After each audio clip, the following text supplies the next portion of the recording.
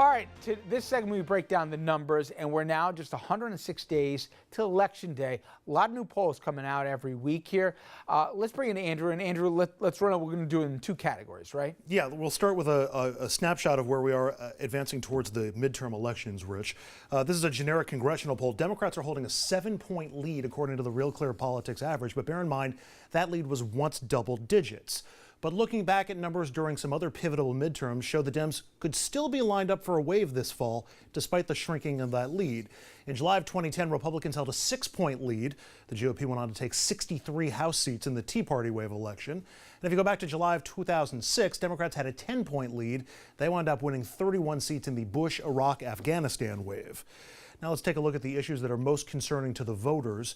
22% of voters say healthcare is their top priority. 19% say it's the jobs and the economy. 13% say guns. 11% worried about taxes. And 10% say immigration is the top issue. President Trump isn't on the ballot in November, but he's still a factor. His approval rating is at 45%. That's actually up, as it was in the 30s for months. 52% of Americans disapprove of him, plus 48% of voters say they will support a candidate who will be a check on Trump. Less than a quarter say they want a representative who will not keep Trump in check. Rich? All right, Jeannie. Andrew's right. At one point it was double digits, but it also had tightened up a little bit, the party general ballots. What numbers 106 days out matter the most to you when you're trying to figure out what's going to happen with the House? Well, I have mixed feelings on the generic ballot. I do think they're okay right now. It probably needs to be 7, 8, 9% for Democrats because there's an awful lot of seats for them to pick up. But I think the most important thing is that historically they should pick up the number of seats they need to take the House. So that's an important number. But in terms of the polls, I think I look at the most important issues. And if you look at the most important issue as health care, that is very good for the Democrats because now that we're talking about the way in which health care has been, the president's promises on health care and where we are today, that is good for the Democrats. But jobs in the economy is usually good for the Republicans. And the Republicans, it's the second one, and Republicans with the jobs numbers, they're maybe going to benefit in the economy. So it's a little bit of a mixed bag, I think, when you look at that. I've heard conflicting points, but I've heard people flip their opinions when it comes to the president. He's not on the ballot in November, but the president's always on the ballot in a midterm year. After Helsinki, and with the feeling that no news can be good news for the president when it comes to the Mueller probe and more stuff will come out, it's a constant drumbeat, I guess is what I'm trying to say, that maybe they should make Trump the ballot issue if you're Democrats trying to pick up the House instead of just focusing on the person across from you whose seat you want. Well, I think they should make Trump the issue, but not just Trump, the fact that Republicans own Washington, D.C. I think that's what they have to make the issue. And obviously you have to run against your opponent. You can't forget that. But I also think Republicans cannot run away from the president because that's never a winning strategy either. So they're in a little bit of a tough position, Republicans here. But I agree with you. There are a lot of things that you can run against the president and the administration on, but don't forget you're running against Washington, D.C., which is owned by Republicans. And more so now as we look at the Supreme Court likely going to be conservative for a long period of time. Historically, in terms of enthusiasm and getting people out to vote, is it usually in the party that's out of power they turn out more? They turn out more, and very good signs for the Democrats. All the special elections, the primaries, Democrats have been breaking records in terms of turnout, in terms of energy. So that's a very good sign for Democrats.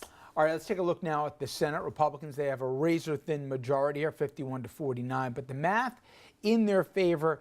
Andrew, explain why. Well, let me quote the Washington Post. They said that the Democrats do have a narrow opening to retake the majority because there are so many democratically held seats that are up for re-election this November. Here's how the paper sees it. Quote, Democrats will need a nearly perfect performance in the November midterms to take control of the Senate. Democrats are defending 26 seats with 11 rated as competitive.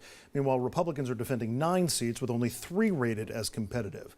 And looking at recent polls and poll averages, there's some good news and bad news for Democrats here on the board. Democratic incumbents in West Virginia and Montana are doing well, despite those states going heavily for Trump in 2016. And the Democrat running in Tennessee has a significant lead in a race that the Republican there should probably win. That's good news for Democrats. But incumbent Democrats are running tight in Florida and in Missouri, and Heidi Heitkamp, the incumbent in North Dakota, is trailing.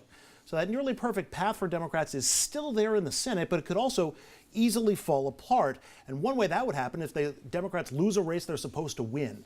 That includes New Jersey. Democrats counting on this as a lock, but a recent poll shows Republican Bob Hugin breathing down the neck of Bob Menendez. Though Menendez maintains a big lead in the poll average that you see at the bottom, he's up by 9. This might be an outlier, but there's a chance that Menendez's ethics troubles could cost the Democrats this seat. And if it costs them this seat, you can pretty much throw away any prospect of Democrats winning back the Senate, Rich. I know you covered his trial, Dominic. Surprised at all that he'd have a tough race? New Jersey's blue, blue, blue. I really would be surprised if Menendez lost this seat. I really would. The reason why he's not convicted today, for the most part, is his popularity with the members of the jury. And so polls tighten here and there. This may be a competitive race, but frankly, I don't see any scenario where he can lose the seat. And one of the variables, Andrew, for the races we talked about is, especially in states like West Virginia and Dakotas and Missouri, I guess to a degree, you have states that Trump carried pretty handily here. And now you got a Supreme Court nominee, and how Democrats are going to vote here could cost them votes potentially. Absolutely. The Democrats in West Virginia, Montana, North Dakota, other states like that, if they vote against the Trump nomination, against Kavanaugh, that will certainly be an attack ad in every single one of those states, if it's not already an attack ad right now. That's why this is going to be a difficult decision for those Democrats, particularly if Republicans don't look like they're caving. If their votes aren't needed, they'll be free to vote however they choose. But the fact that the fight for the Supreme Court might be over before Election Day could help them in the long run if they somehow gets them off the hook or motivates Democrats who are angry that the confirmation happened. So we'll have to see how that plays out in the individual states. You know, Jeannie, polls matter, of course, organization gets matter, but money used to matter the most in these things. And nowadays it seems, and there's fundraising advantages for Democrats, even though there's a lot of dark money, right? It doesn't matter as much. Trump kind of upended the whole thing and how to use social media and everything else. I mean, you could always bank if somebody had $3 or $4 or $5 million more to play with. That was huge, especially in the last 2 weeks in terms of canvassing the media wherever you turned.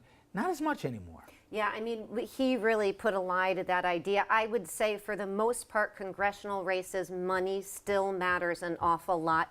And you could be a great candidate if you are independently wealthy or able to appeal to people with money. It is much, much more difficult for you to make inroads. But you're right, we have seen candidates like Trump, and we saw it in the race in New York, in the district race in New York. You do see candidates without a lot of money who are able to use earned media, free media to their advantage and to get their message out. And that's a change in technology. I mean, you can go on Snapchat, Facebook, Instagram, Twitter, as the president does, and attract attention you couldn't otherwise attract. So it allows you to go outside the party, and it allows you to appeal without being beholden to big money. When we come back, everybody, I can't get away from Trump again. He is once again, as totally, for the only reason of distracting, talking about the NFL and the national anthem. The guy who avoided Vietnam service over those phantom bone spurs and sided with Putin over the FBI, he's now criticizing patriotism when it comes to NFL players. We'll discuss.